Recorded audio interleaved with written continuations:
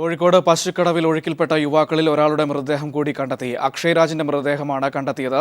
രണ്ടുപേരുടെ മൃതദേഹങ്ങൾ നേരത്തെ കണ്ടെത്തിയിരുന്നു. ഇതിനിടെ കനത്ത മഴയുണ്ടായതിനെ തുടർന്ന് കുറച്ചു സമയം തെരച്ചിൽ താൽക്കാലികമായി നിർത്തിവച്ചിരുന്നു. വിവരങ്ങൾ നൽകാനായിട്ട് ഒപ്പം ചേരുന്നത് KT സ്വാലിഹാണ് കുറ്റ്യാടിയിൽ നിന്നും. സ്വാലിഹ്, ഇടയ്ക്ക് പ്രതികൂല കാലാവസ്ഥ വില്ലനായിരുന്നു, തെരച്ചിൽ നിർത്തിവച്ചിരുന്നു. ഇപ്പോൾ തെരച്ചിൽ വീണ്ടും ആരംഭിച്ചിട്ടുണ്ട്. ഒരു സംഭവസ്ഥലത്തെ സാഹചര്യം എങ്ങനെയാണ്? മനു, 3 പേരുടെ മൃതദേഹമാണ് കണ്ടെത്തിയത്. ഇതിന്റെ പോസ്റ്റ്മോർട്ടം നടപടികളെല്ലാം പൂർത്തിയായി കഴിഞ്ഞു. കോതോട് ഗ്രൗണ്ടിൽ അല്പസമയത്തിനകം പൊതുദർശനത്തിന് വെക്കും. വൈകിട്ട് 4 മണിവരെയാണ് പൊതുദർശനം. അതിനുശേഷം സംസ്കാര ചടങ്ങുകൾ നടക്കും. അതേസമയം പശുക്കടവിൽ ഇപ്പോഴും 3 പേർക്ക് വേണ്ടിയുള്ള തെരച്ചിൽ തുടരുകയാണ്.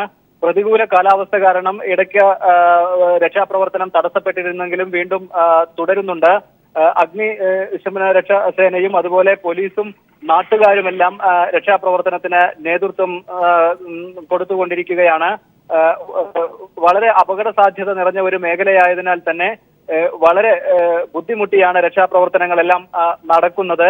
ഏതായാലും അപകടം നടന്ന 1 കിലോമീറ്റർ താഴെ ഒരു കിലോമീറ്റർ ദൂരത്തിനകത്ത് തന്നെ മൃതദേഹങ്ങൾ ഉണ്ടാവുമെന്ന ഒരു പ്രതീക്ഷയിലാണ് ഇപ്പോഴും തിരച്ചിൽ നടക്കുന്നത്. മനു, സ്വാലിഹ്, ഇടയ്ക്ക് കനത്ത മഴ പെയ്തിരുന്നല്ലോ. ഇതുമൂലം വെള്ളത്തിന്റെ ഒഴുക്ക് കൂടുകയോ അല്ലെങ്കിൽ അത്തരത്തിലുള്ള ഏതെങ്കിലും കൂടുതൽ പ്രതികൂലമായ സാഹചര്യങ്ങൾ സൃഷ്ടിക്കപ്പെട്ടിട്ടുണ്ടോ? മനു, ഇടയ്ക്ക് മഴ പെയ്തിരുന്നു. മഴ വന്നും പോയും ഇരിക്കുന്ന ഒരു സാഹചര്യമാണുള്ളത്. അതുകൊണ്ട് തന്നെ ഇടയ്ക്കെല്ലാം വെള്ളം കയറാനുള്ള സാധ്യതയുണ്ട്. അതോടൊപ്പം തന്നെ മലയിൽ എവിടെയെങ്കിലും മഴ പെയ്താലും കടവിൽ വെള്ളം ഉയരാനുള്ള സാധ്യതയുണ്ടെന്നാണ് നാട്ടുകാർ പറയുന്നത്. അതുകൊണ്ട് തന്നെ വലിയ മുൻകരുതലുകളോടെയാണ് രക്ഷാപ്രവർത്തനങ്ങൾ നടന്നുകൊണ്ടിരിക്കുന്നത്. പാറക്കല്ലുകളെല്ലാം നിറഞ്ഞ സ്ഥലമായതുകൊണ്ട് തന്നെ രക്ഷാപ്രവർത്തനം വളരെ ദുർഘടമായാണ് മുന്നേറിക്കൊണ്ടിരിക്കുന്നത്. ഏതായാലും ഇപ്പോൾ മഴയൊന്നുമില്ല, അനുകൂല കാലാവസ്ഥ തന്നെയാണ്.